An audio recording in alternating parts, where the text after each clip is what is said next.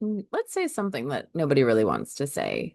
Hustle culture was not built, not designed to make you have better creative work, live a better life, or actually to be successful. It was built to extract your creative energy. And it does a really good job because it's an ideology that makes you believe that if you're not hustling 24/7, something is wrong with you and you're failing. Hustling is perfectly acceptable. There are times when it's called for, but it is not a lifestyle. It is not something that you should be actively doing all the time. And that's what gets us, right? That's what gets us in survival mode. That's what gets us in burnout. And that's what gets us actually further away from being truly creative because we think we have to hustle. And putting that pressure on creativity doesn't work. It diffuses it. It dissipates it. It makes it vanilla. It makes it beige. There's nothing exciting about it, even though those colors could be exciting, but you know what I mean. And so when we look at hustle culture, who's actually benefiting from it? When you have an employer, it makes sense. You understand that when you're pushing into late nights and weekends, there might be some payoff, or you at least have somebody possibly monitoring you and evaluating that effort that you put in to pay off in some way, shape, or form. But when you're on your own and you're running your own business and you're doing your own thing and you have your own creative studio, who sees all of that? As you're pushing hard, as you're pushing into these deadlines, as you're wearing yourself out, there's nobody clapping for you. There's no accolades. And that's part of the gig, right? You're going to have those moments that you know how to pick yourself up and keep going with it. But if there's this mindset going on, if there's this ideology playing that you're less than, that your value is absolutely tied to your output, that's going to put a lot of pressure. That's going to put you in a place where you're not going to have the best ideas. You're not going to create from source creation because it's so bogged down by the material world, by this constant need to get something out into the marketplace. And there's a time and place for that. But when we look at gurus, when we look at successful people who want to give us their systems for how they've dialed in their success, we'll see things like 5 a.m. wake up, early morning workouts, cold plunge baths. And those are great if you really understand who you are, what you're doing, and the benefits of what those actions take for you. And those usually take time to manage, to massage, to get into place into a routine that makes sense. So when we try and adopt what other people are doing, which is all great to experiment with, but if we measure ourselves up against that same person who's spent the time, who really has dialed themselves in, and we haven't, and we fail, we measure ourselves up against this person and we fail thinking that we can't do that, that doesn't benefit any of us. That doesn't benefit you. That doesn't benefit the work that you're trying to do. And it just puts you in a cycle that is difficult to get out of because everywhere around you is telling you more, more, more. And yes, sometimes we hear less, less, less, but this isn't about more or less. This is really understanding the precision and the specificity of your own nature. And so hustling isn't the problem. Hustle culture is an ideology we want to break. But when we can understand the distinction between when we need to do certain things, when we need to exert that energy, and when we need to pull back, and the balance between the two, then we're really working with ourselves.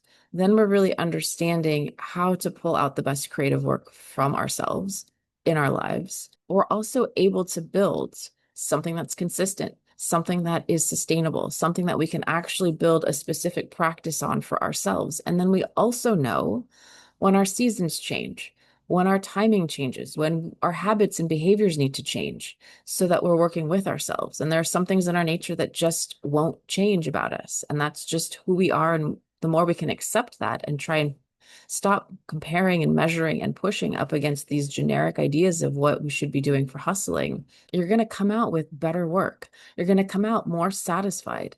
And that satisfaction, even if you're tired, it's a satisfied tired. It's a satisfaction that comes through it. And there's nothing wrong, again, with pushing and grinding and doing all the things that you need to do.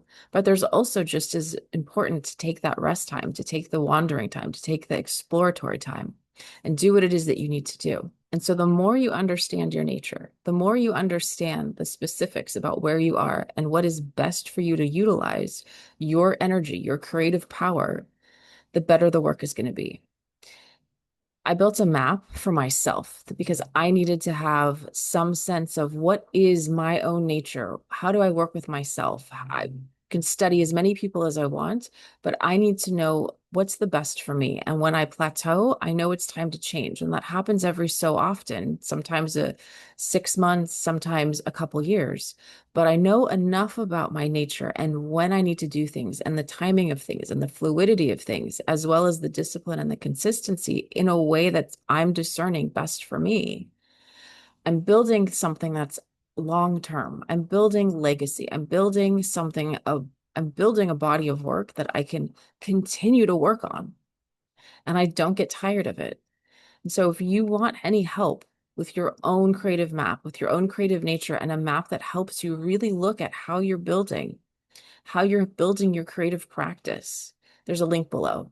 And the goal of this is that you can really start to accept who you are. You can start to work with the energies around you, and that you can start to build something specific, something precise, something that you know is only for you, so that the work is always really good. And when you need to take time off, when you need to take a break, when you need to do things, that you have the right framing behind it, that you have the right understanding and reading of what that is telling you. Like when your body is telling you you need to do something different, or you have emotions that you have to work through, you need to honor that and listen to that so that you can move through it as quickly as possible and then go to the next thing, whatever that is for you.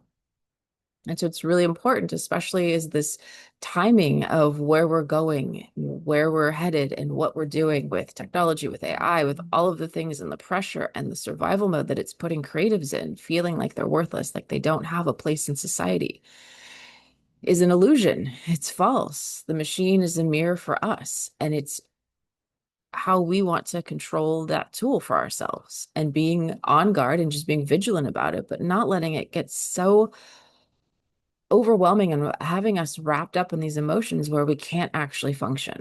There's a lot of changes that are coming, and building this practice, building this center within you is going to be paramount. It's going to be that pillar inside of you so that you can weather any of the storms, any of the conditions, and you can move.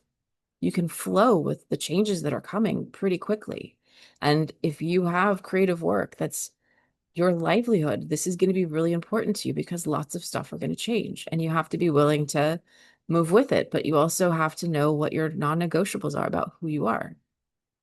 So when you think about hustling and you have this need to hustle, really take in consideration who you are, what it is about your nature, and is it for just a moment that you need to do this, or have we been doing this for quite some time and it's now starting to create a cost in your life that you're not able to pay? So just think about that. And again, if you need any help, links below for getting your creative nature profile that you understand how to specifically work with yourself. Thank you so much for being here. I will see you next time. Take care. Bye.